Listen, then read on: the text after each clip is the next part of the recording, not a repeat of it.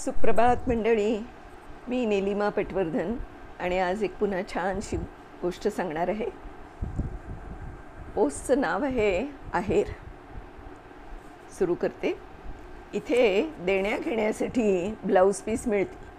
ही पाटी 40 वर्षांपूर्वी वाचली. कुठे? तेच नेहमीचे ठिकाण आपलं. तोपर्यंत असा काही फरक करायचा असतो हे माहीतच नव्हतं मला. तशी वेळही आली नव्हती म्हणा. पण उत्सुकता म्हणून मी तेव्हा दुकानदाराला विचारलं होतं की यात काय फरक आहे. तर ते म्हणाले की काहीच साम्य नाही आहे. स्वतःसाठी असे ब्लाऊज पीस कोणीच घेणार नाही. हे कापड बघा, क्वालिटी कमी, लांबी कमी, रेट कमी. द्यायला सांगला ना, खिशाला परवडेल.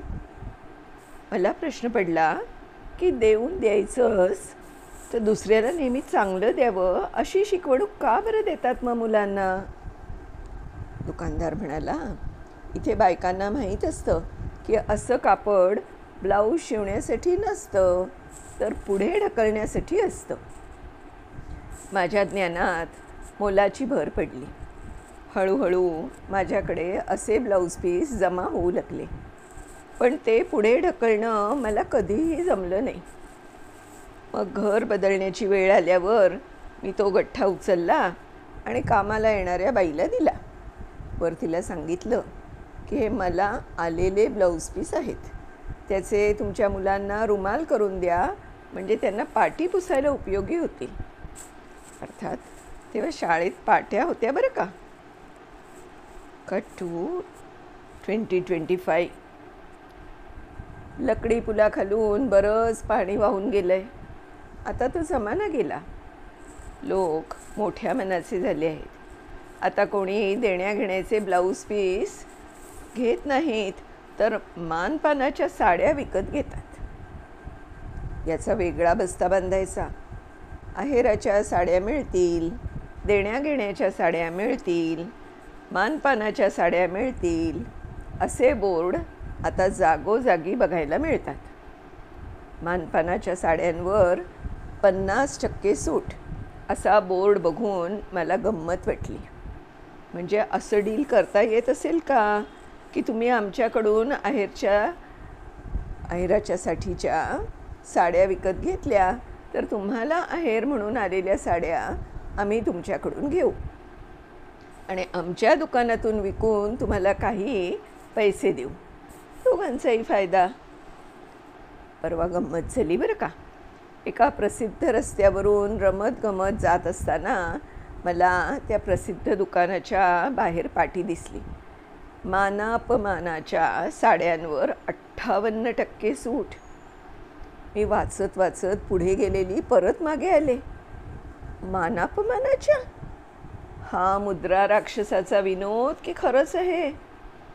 मला साड्या वगैरे खरेदीत अजिबात इंटरेस्ट नाही. पण गंमत म्हणून दुकानात शिरले. अर्थात दुकानातल्या सेल्समननी लगेच ताडलंच असेल की ही बाई टाईमपाससाठी आली आहे. ट्रॅक पॅन्ट आणि शूज घालून कोणी साडी खरेदीला जात नाही, पण त्यांनाही टाईमपास हवा असेल. मी म्हटलं, जरा मानाच्या साड्या दाखवता का? रेंज? लगेच प्रश्न आला. जरा बऱ्या पाहिजेत, अगदी स्वस्त नको. तरी किती? 300 पासून 10,000 पर्यंत आहेत आमच्याकडे. 1000च्या आसपास. मी उगाचच बोलले.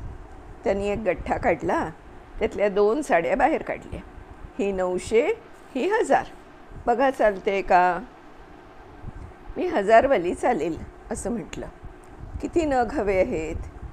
25 तरी लागतील. मी उगाचच म्हटलं. अजून काही? त्यानं विचारलं. आता अपमानाच्या साड्या दाखवा. काय? त्यानं माझ्याकडे तिरकस तोंड करत विचारलं. अहो, तुम्ही बाहेर बोर्ड लावलाय ना, मानापमानाच्या साड्या मिळतील. सूटसुद्धा लिहिली आहे 58%. हे 50 किंवा 60 सोडून 58% का आहे हे पण मला बघायचं आहे. मानाच्या साड्या मी बघितल्या, आता अपमानाच्या दाखवा ना.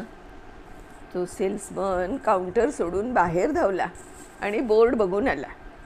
परत धावत धावत आत येऊन त्यानं कॅशियरच्या जागेवर बसलेल्या आजोबांना हळूच सगळं सांगितलं. एकदा माझ्याकडे आणि एकदा बाहेर पाठीकडे बोट करून तो बोलत होता. कॅशियर आजोबा हुशार आणि अर्थातच इथलेच असल्यामुळे हजरजबाबी.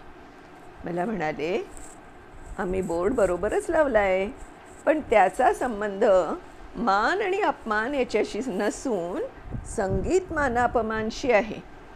नुकताच सिनेमा आला आहे ना, संगीत मानापमान, बघितला की नाही तुम्ही? त्यातल्या भामिनीच्या साड्यांवर ही सूट आहे. बघायची आहे का ती साडी? मी गार पडले.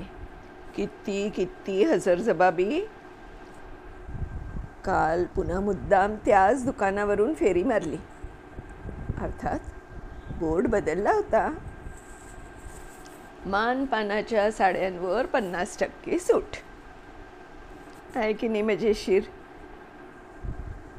पोस्ट लिहिलेली आहे संध्या घोलप यांनी आणि मला खूप ती आवडली. खूप मजेशीर आहे.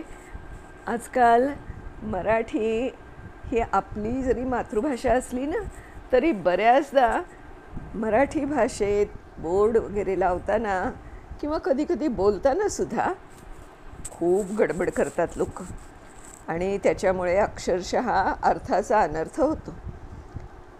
तर आहे की नाही मजेशीर? मला खात्री आहे तुम्हाला पण आवडली असेल तर नक्की मला कळवा. उद्या अशा छान एखाद्या गोष्टीसह आपण भेटणार आहोत. तोपर्यंत बाय बाय.